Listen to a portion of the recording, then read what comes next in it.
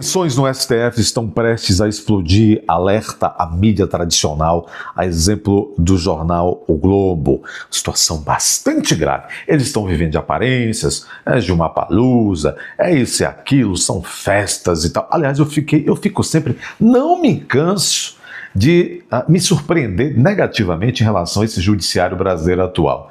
Ontem mesmo eu li qualquer coisa muito rapidamente, uma notícia de um desembargador tomando posse em um estado brasileiro, e havia ali não sei nem o que era aquilo, acho que era um anfiteatro do tribunal, lotado, e as pessoas aplaudindo, como se estivessem assim numa apoteose, aplaudindo um juiz de direito que tomava posse como desembargador e tal. Gente, isto é coisa do capeta, isto não é coisa do judiciário. Porque, veja, por que você precisa de uma festa apoteótica, demoníaca quase, por que você precisa festejar de maneira tão visceral, promíscua quase, o fato de você estar iniciando uma nova etapa da carreira? Quer dizer, você já era magistrado, aí você é empossado desembargador, aumenta a responsabilidade e deve aumentar também os instintos de humildade, de silêncio, de hombridade, de serenidade. Quer dizer, não era assim. O judiciário nunca foi feito de santos e só de santos, nem para santos, mas havia mais pudor, decoro. Hoje são festas, hoje são manifestações histéricas, porque o sujeito está assumindo uma função e tal. Olha, isso não condiz. É por isso que o judiciário todos os dias pipocam escândalos em todas as instâncias do judiciário brasileiro, porque parece que são as pessoas erradas nos lugares errados. Parece que essas pessoas que estão acessando o judiciário como magistrados em todas as instâncias, claro que há as exceções, a pessoa muito digna, muito condigna, muito serena, muito decorosa, mas eu arrisco a dizer que a maioria é de pessoas que não entendem muito bem o que é ser um membro do judiciário. E isso vale para o Ministério Público, isso vale para a minha classe de advogados também. Todos estão com material humano muito duvidoso, viu? Muito duvidoso, e devemos todos nos policiar em relação a isso, inclusive eu, não estou fora disso, estou dentro dessa bolha. O desafio é sempre revisar o comportamento, sempre tentar ter uma que comportamento é compatível com a função que desempenho no judiciário, no Ministério Público, na advocacia, como assessor, como analista, como técnico, como estagiário. Estamos vivendo um pandemônio. E o mau exemplo, muitas vezes, vem de cima. E aí fica difícil, né? Quando o mau exemplo vem de cima, tensões no STF estão prestes a explodir. Para além das divergências sobre o papel do judiciário, existe o caso Master, que torna as relações dentro do STF ainda mais explosivas.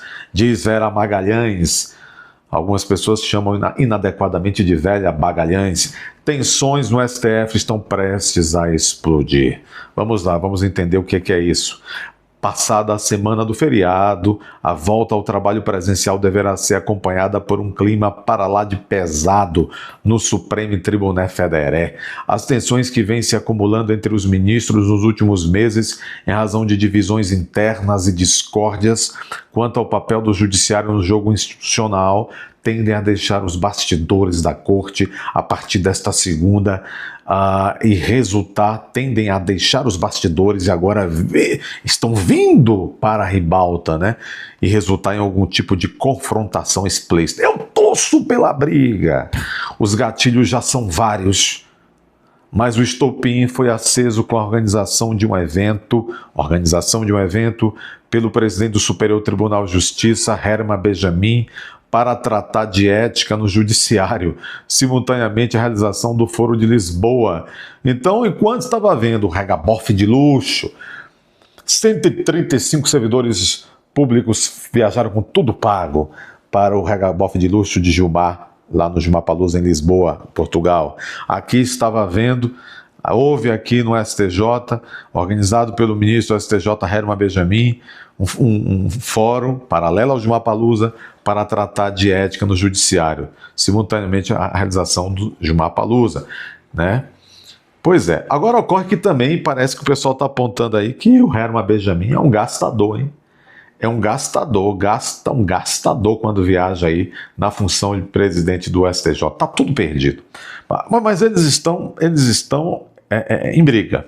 O evento, que está em sua 14ª edição, isso aí é o Gilmar Palusa, ganhou na imprensa e entre os frequentadores o apelido de Gilmar Palusa, numa analogia entre a sua grandiosidade, dinheiro, e o conhecido Festival Internacional de Música.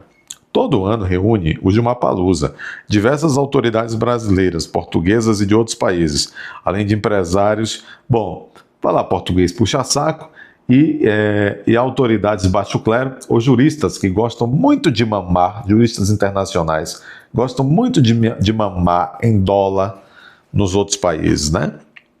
Vão lá fazer contatos. A gente sabe muito bem quem são. Numa programação de palestras, mesas de debates, lançamentos de livros, né? Até Borcaro já palestrou lá. A confluência de autoridades e empresários com interesses dos três poderes, num ambiente propício ao lobby, tem sido uma das razões para eventos dessa natureza, evento de lobista, né, terem entrado na mira dos críticos. O congresso organizado já no Brasil pelo presidente do STJ, que contou com palestras do presidente do STF, Edson Fachinha, que não é flor que se cheire, da ministra Carmen Lúcia, que não é flor que se cheire, né? Foi marcado por críticas indiretas a essas outras práticas. Aí não tem santinhos, né? Ficou explícita a divisão vigente hoje no Supremo. De um lado, o grupo sob a órbita de influência de Alexandre de Moraes e de Gilmar. De outro, Fachinha, um presidente minoritário que enfrenta imensa dificuldade de implementar a agenda que timidamente empunhou. Ele é um duas caras. O povo, ele ataca pesadamente. Já de Gilmar e de Alexandre de Moraes, ele tem medo, o Fachinha. A mesma coisa vale para Carmen Lúcia. O próprio Gilmar já tratou de tirar o mal-estar da coxia ao cobrar publicamente Fachinha pela paralisação da discussão de temas importantes no tribunal. Quer dizer, o Gilmar quer a briga na frente, quer sair dos bastidores, não quer brigar escondido não, Gilmarzão é valentão. Gilmar acusou Fachinha de recorrer a filibuster, prática de obstrução legislativa característica do Senado dos Estados Unidos, e listou uma série de processos importantes com repercussão econômica que se encontram parados. Há também temas da política pendentes de decisão por iniciativa da ala ligada a Gilmar. Quem é a ala ligada a Gilmar? Flávio Dini, Xandão, Toffoli, Gilmar. 4. E Fachinha. Eles são 5. Hoje, então, já que só se tem 10, o STF está desfalcado, então eles têm a metade do tribunal. Eles têm a metade do tribunal. É ou não é? Aí, ó, tá vendo aí? Ó? Eles conseguiram. Eles são 5. E atenção, o Gilmar Mendes está esperando a qualquer momento que a Carmen Lúcia, que está desgostosa, antecipe em 2 anos a sua aposentadoria a qualquer momento, e Gilmar quer colocar a sua namorada, praticamente já companheira esposa, que é essa senhora com quem ele está desfilando direto em Brasília, que é ministra do Tribunal Superior do Trabalho. Aí virou alcova, deixou de ser um tribunal e passa a ser uma alcova, não é? Sabe o que é alcova? Dê um Google aí. Alcova. Pesquisa aí, coloque no Google também. Gilmar defende a ministra do TST, sua namorada, para a vaga de Carmen Lúcia. Eu não digo nada que não existe aqui. Pesquise que você verá. Essa indefinição condiciona a possibilidade de vários políticos que estavam inelegíveis, mas poderiam ser candidatos graças à nova interpretação dada pelo Legislativo, prosseguirem com suas campanhas. Flávio Dini, que integra o grupo de Gilmar, também paralisou a discussão sobre a realização de eleições diretas ou indiretas no Rio de Janeiro, a suprir a vacância criada com a renúncia do governador e do vice, diferentemente de outros estados que passaram por situações similares, mas já realizaram pleitos indiretos. Para além das divergências jurídicas e filosóficas sobre o papel do judiciário, existe ainda um elefante estacionado no plenário do STF que torna as relações ainda mais explosivas, e ele se chama caso Master. O relator do caso Master, André Mendonça, designado depois que Dias Toffoli finalmente se declarou suspeito. Mentira, Dias Toffoli não se declarou suspeito, ele não queria largar o osso. Eles arranjaram, sabiam e viram que a coisa era muito grave, que Toffoli estava metido até o pescoço com o Master. Eles, naquela reunião secreta, que depois o Toffoli mesmo dizem, vazou os áudios, eles falaram, se você não se tirar, nós vamos tirá-lo. Né? Todo mundo acompanhou aquilo ali, não foi? Foi ou não foi? Finalmente se declarou suspeito, já sabe que Toffoli não se declarou suspeito voluntariamente, foi forçado para continuar relatando o caso, aqui ficou aferrado por mais 2 meses. Tem conduzido agora então o Mendonça o explosivo inquérito longe dos holofotes da imprensa, das redes sociais, mas sob o escrutínio desconfiado de colegas. O escrotinho, né? Os próximos dias também fornecerão combustível extra para a crise com a decisão do Ministério Público Federal, do Paulo Gonetti, e do relator sobre a nova tentativa de nova proposta de delação premiada de Vorcaro, que a depender do que decidir revelar, pode engolfar integrantes da já conflagrada Corte Constitucional, como Toffoli e Alexandre de Moraes. É isto. Ela pensou um cenário meio tortuoso, a velha Magalhães, de que explode a tensão no STF, né? Tensões no STF estão prestes a explodir, não é isso? Pois é, vamos ver. Inclusive no início dessa semana já saberemos aí, talvez já nessa segunda, se a Polícia Federal e a PGR aceita ou não, e se o Mendonça vai homologar ou não a segunda proposta de delação premiada do Vorcaro.